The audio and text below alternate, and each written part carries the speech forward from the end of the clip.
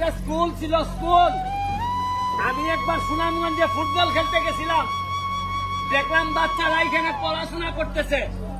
আমি 10,000 টাকা দিয়ে গেছিলাম মিষ্টি খাওয়ার জন্য। আজকে আমি খবর পাইছি যে এই জায়গাতে স্কুল আর নাই, আপনারা এখানে আশ্রয় নিছেন। আমি যখন আপনাদের এই স্কুলের নাম শুনছি, যে এই জায়গায় আমি গেছিলাম, আমার 2-3 জন এখানে ফোন দেওয়ার পর আমার আর জানে মানে নাই যে আমি আপনাদেরকে না দীক্ষা থাকি। আমি 150 কিলোমিটার দূর থেকে আপনাদের জন্য আইছি, 150 কিলোমিটার দূর আমার হবিগঞ্জ থেকে। আমি আপনাদের জন্য 500 প্যাকেট খাবার দিয়ে আইছি। সারা বাংলাদেশের মানুষ আমার কাছে টাকা পাঠাইতেছে, বলতেছে আমি যেন আপনাদেরকে খাবার দেই, সহযোগিতা দেই। আমি এই জন্য আপনাদের কাছে আসছি।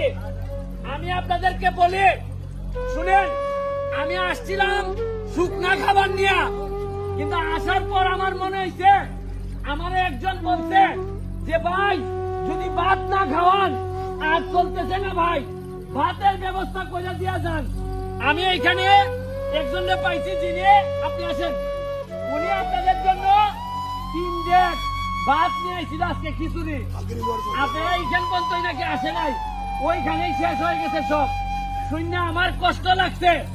এখানে চেয়ারম্যান সাহেব আছে আপনাদের, আমি আপনাদেরকে বলতে চাই, এই 500 প্যাকেট শুকনা খাবারের সাথে সাথে আপনাদের এখানে আরো অন্তত 1 সপ্তাহ খাবারের জন্য আমি 1 লক্ষ টাকা আপনাদের কাছে দিয়ে যাচ্ছি। আমি 1 লক্ষ টাকা দিয়েও শেষ না, যদি আরো লাগে আরো দিব, যা লাগে দিব। তারপরে কথা দিচ্ছি যে যাদের এখানে একবার পাড়া দিয়ে গেছি, কেরারে না খাইয়ে থাকতে দিব না, এটা কথা মনে রাখছেন। বিপদ কখন আছে কেউ জানে না। আজকে সুনামগঞ্জের উপর যে বিপদ আইছে, আমি হবিগঞ্জের মানুষ আইছে, আগামী বছরে আমার মা বোন পানিবন্দী থাকতে পারে, আপনারা যাবেন সাহায্য করতে। এইটাই বলে মানুষ এবং মনুষ্যত্ব। টেনশন করবেন না, আপনারা বেশি দিন আল্লাহ পরীক্ষা নেয় না, বেশি দিন না, এই পানি নেমে যাবে, আমরা আবার ফেরত যাব। তবে মনে রাখছেন, এইরকম দুঃসময়ে আপনাদের এলাকার যেসব মানুষ আপনাদেরকে সহযোগিতার জন্য আসে নাই, তাদের কথা আপনাদের হৃদয় কোনোদিন ভুলবেন না। এইটাই সময়। শুনেন, শুধু বিয়ে শাদী করার জন্য, বিয়ে শাদীর অনুষ্ঠানে না, মানুষ যখন বিপদে পড়ে, তখন একজন নেতা হিসাবে, একজন এলাকার মানুষ হিসাবে আশা বলে আমি মনে করি। আপনাদেরকে একটা দুঃখের কথা বলি, ঢাকাতে আমি একজন সুনামগঞ্জের লোকের সাথে আমার কথা হয়েছে। আমি তারে বলছি গত সপ্তাহে যে সুনামগঞ্জের অবস্থা খুব খারাপ, চলো সুনামগঞ্জে যাই, মানুষকে সহযোগিতা করি। আমি নাম বলবো না, আপনার এলাকার এক লোক বলে সুনামগঞ্জে যাওয়ার দরকার নাই, রাস্তাঘাট বন্ধ, এগুলা সরকারে দেখবেন, এগুলো আমরা চিন্তা করে লাভ নাই। তখন আমি বলছি, নিজের এলাকার মানুষে পানির তলে রাখা যারা অন্য এলাকায় বসে থাকে, তারাই এই এলাকার কৃতি সন্তান কোনোদিন হইতে পারে।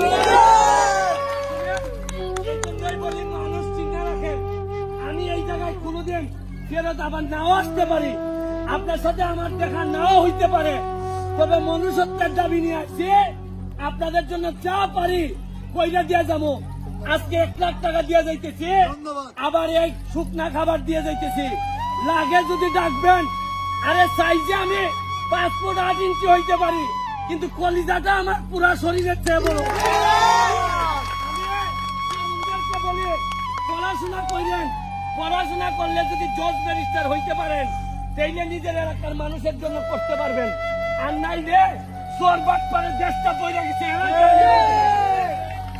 তাদের জন্য দোয়া রইল, আমাদের জন্য দোয়া করবেন। যারা টাকা পয়সা পাঠাইছে আপনাদের জন্য, তাদের অনেকটাই আপনারা ছিলেন না, তাদের জন্য আল্লাহর কাছে দোয়া করেন। এরা প্রকৃত অর্থে এরাই মানুষ, যারা মানুষের বিপদে অন্যদিকে না তাকাইয়া সুনামগঞ্জে পারি না, তারপরও যেভাবে আপনাদেরকে সহযোগিতা করছে। আমি আবারও আপনাদের কাছে দোয়া আছে আজকের মতো বিদায় নিতেছে। আমার ফোন নাম্বার আছে, যখনই লাগবে আমার সাথে যোগাযোগ করবেন। পরিশেষে আবারও আপনারা মনোযোগ দিয়ে কথা শুনছেন, এই কারণে শুনেন, আপনারা মনোযোগ দিয়ে কথা শুনছেন এই কারণে এইখানে 1 লাখ টাকা দিয়ে তো যাচ্ছি, আর মসজিদে আমি যাইতে পারবো কিনা জানি না। মসজিদের জন্য আরো 50,000 টাকা আমি বরাদ্দ করে দিয়ে দেব। ভালো থাকবেন, সুস্থ থাকবেন। Thank you. আপনাদের একটা হলে সাইড দিয়ে যাবেন।